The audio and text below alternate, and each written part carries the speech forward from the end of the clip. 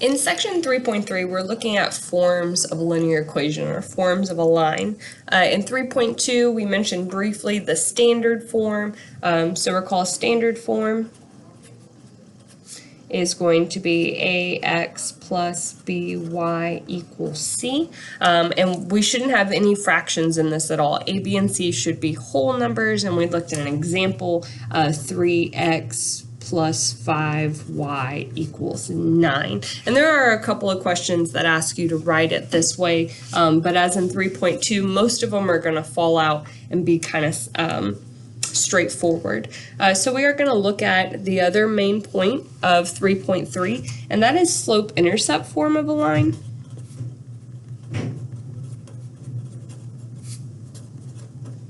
This probably is the most common form. Usually when I ask students, what do you think of when I say a linear equation? They say y equals mx plus b. This is just the norm, what we're used to using, y equals mx plus b. It's called slope-intercept form because when a line or a linear equation is written in this form, the coefficient or the number in front of x, this is your slope. This is the only form, pretty much the only form, a linear equation can be written in where you can look at it and just bam, I know that's my slope. And likewise, the constant, what we're calling this b value right here, this will end up being a number. This is your y-intercept, hence the name slope-intercept form. Makes it fairly simple to graph if we have it in the slope-intercept form. So this generally is our go-to, and I think like 85% of the questions in the Certify for 3.3 is going to ask you to put your line into slope-intercept form. So that is going to be our main focus. First, starting with an equation, let's say that I have x plus y, all of that divided by 4 plus 14 equals negative 16. And I want to write this in slope-intercept form. So I want to put it back into y equals mx plus b. So I really need to just start solving this equation for y, getting rid of everything else, adding, subtracting, multiplying, and dividing to get y all by itself. And the first thing that I see that's separate from everything is this positive 14. So I need to get rid of that because for slope-intercept form, y has to be all by itself. This is a 14 that's being added, so I'm going to subtract it to get rid of it. This conglomerate of nastiness just comes down, x plus y over 4.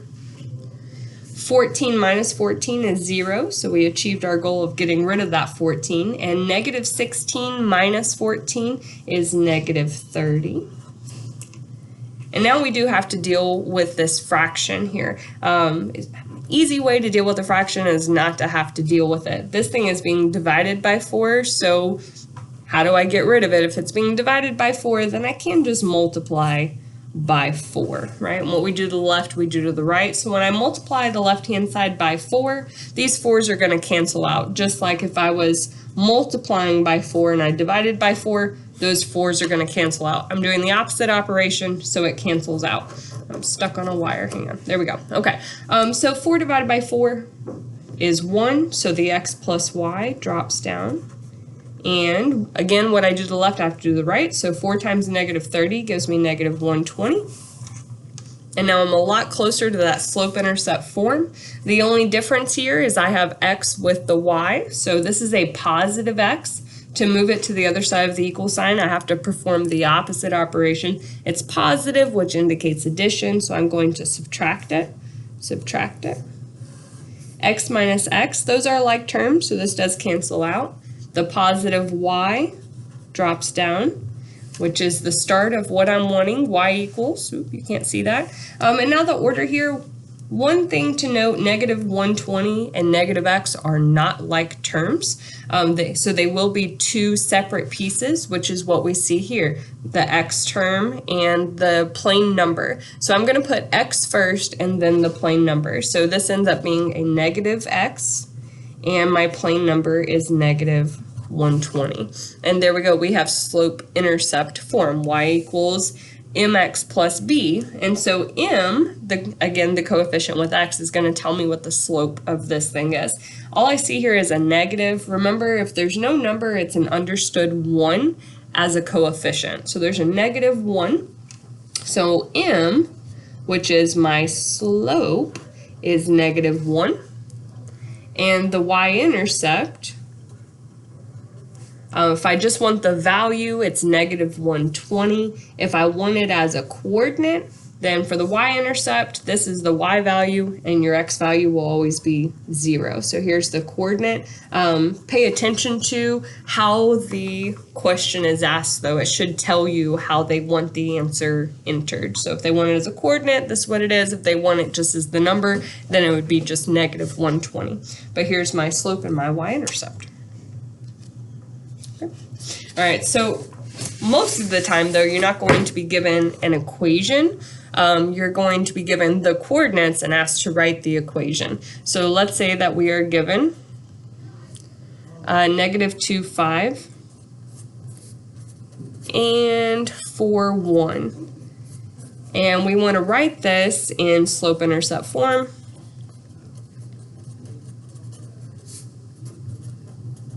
And then determine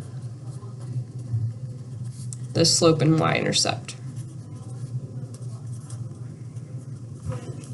All right, so to write this in slope-intercept form, we actually do have to know what the slope and y-intercept is, right? I have to write it in the form y equals mx plus b. So I have to know what m is, and I have to know what b is. So we're first going to start by finding m, which is our slope. And there is a formula for that, the slope formula, y1 minus y2 over x1 minus x2. And so these are just the numbers from our coordinate. Two things to note here. One, your y values go on top, the x values go on the bottom. Two, there's always debate, should it be y2 minus y1 or y1 minus y2? And the story is that it doesn't matter. What does matter, again, keeping in mind the y's have to go on top and the x's have to go on bottom, but when you line them up, notice there's never a debate that the 1's go on top of each other and the 2's go on top of each other, right? So the only importance here is that when they're lined up top to bottom, they come from the same coordinate. So I'll show you what I mean. So let's take that first coordinate. I have a 5 and a -2. The 5 is my y and the -2 is the x. So I'm going to write that one first. So the 5 goes on top, the -2 goes on the bottom. And then what's next? Minus sign. So I get a minus sign and a minus sign. And then I'm going to go to the next coordinate. The y value goes on top, the x value goes on the bottom. So 1 on top, 4 on the bottom. There we go. I set up my slope formula, and now it's just a matter of simplifying. 5 minus 1 is 4. -2 minus 4 is -6. And we can reduce this. 4 and 6 are both divisible by 2. And we never want a negative in the denominator. So I'm going to move the negative just up to the top. And 4 divided by 2 is 2. 6 divided by 2 is 3. So I get -2 over 3. There's my slope. So far, what do I have of slope-intercept form? I have y equals m, which is -2/3, x, and then plus that mysterious b value. So my next step here is to find the b value. Now, if you go back up to the coordinates, I have x's and I have y's, right? And if I look in that equation, I have an x and I have a y, and I have a b. I technically have 3 variables, and I'm looking for b, but I know x values and y values. So one way to go from here is to pick one of the coordinates. It doesn't matter which one. I'm going to pick 4, 1. There's no negatives, and sometimes that makes it easier. So I'm going to pick this coordinate. I have an x value and I have a y value, so I can substitute 4 in for x and 1 in for y, and then solve the equation for b. So I'll know my y-intercept. So since we picked this coordinate, you get the same value if you pick -2, 5, and that'd be a good practice problem. You should come out with the same equation. But we picked 4, 1, so I'm going to replace y with 1 and x with 4. So y will be 1 and x will be 4, so I'll have -2 over 3 times 4 plus b. And now this is a linear equation that I'm going to solve for b.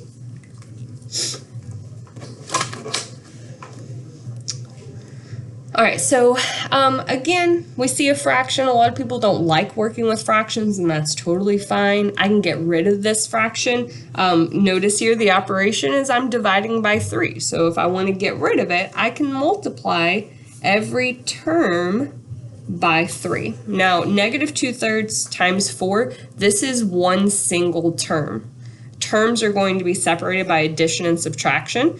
So these are not separated by addition and subtraction, they're separated by multiplication. So this is one single term. So when I multiply this term by 3, the 3 in the denominator is going to cancel. So that's just going to leave me with negative 2 times 4. So just be careful, you're not multiplying more times than you should, only to each term. So here I have 1, 2, 3 terms, so I'm only multiplying 3 things by 3.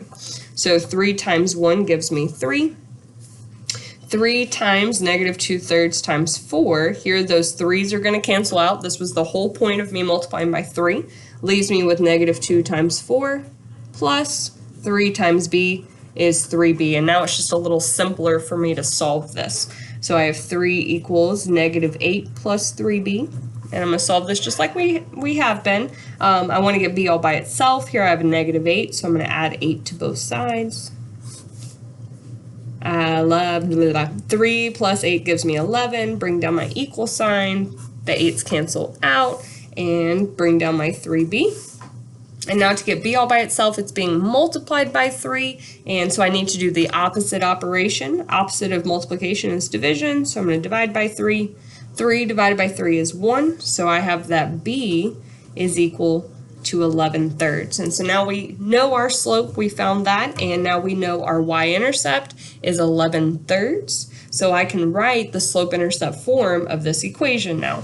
The slope-intercept form is going to be y equals my slope, negative 2/3, x, plus the b value that we found, so plus 11/3. And there we go, there's slope-intercept form of the line that passes through the 2 points that we were given. And now that we have it in slope-intercept form, we could identify the coefficient of x is my slope, so negative 2/3 is my slope, and 11/3 is my y-intercept, or we could be fancy and write it as a coordinate. 0, 11/3 would be my y-intercept. Now when we're talking about equations of lines or linear equations in 2 variables, the vertical and the horizontal lines are always going to pop up, so knowing how to handle those. So first off, so let's say that I have a horizontal line right here that passes through this point. Let's say that's 5. 0, 5.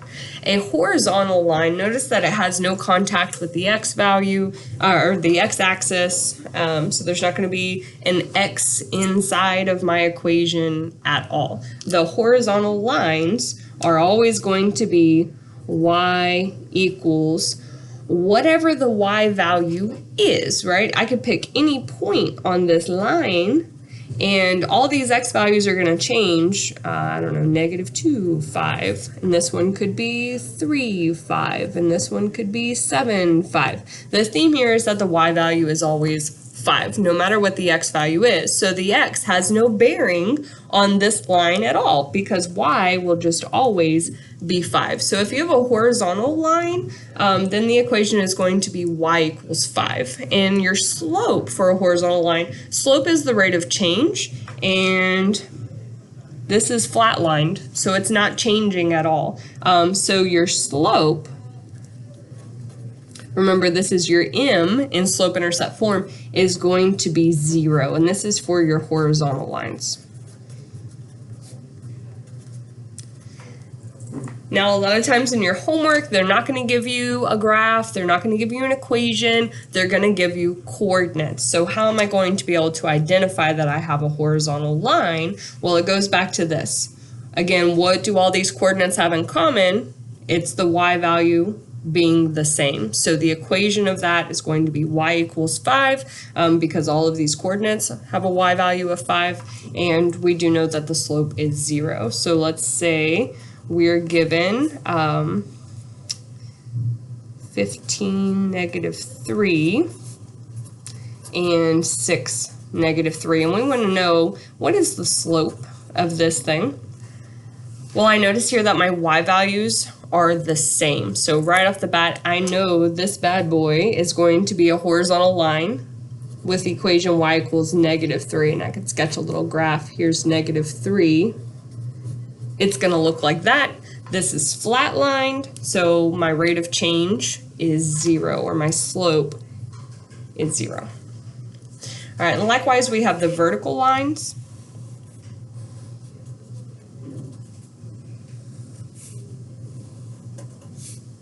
So something like that. It's vertical. As far as the coordinates go, it's essentially the same thing as what we saw with the horizontal lines. With the horizontal lines, all the y values were going to be the same.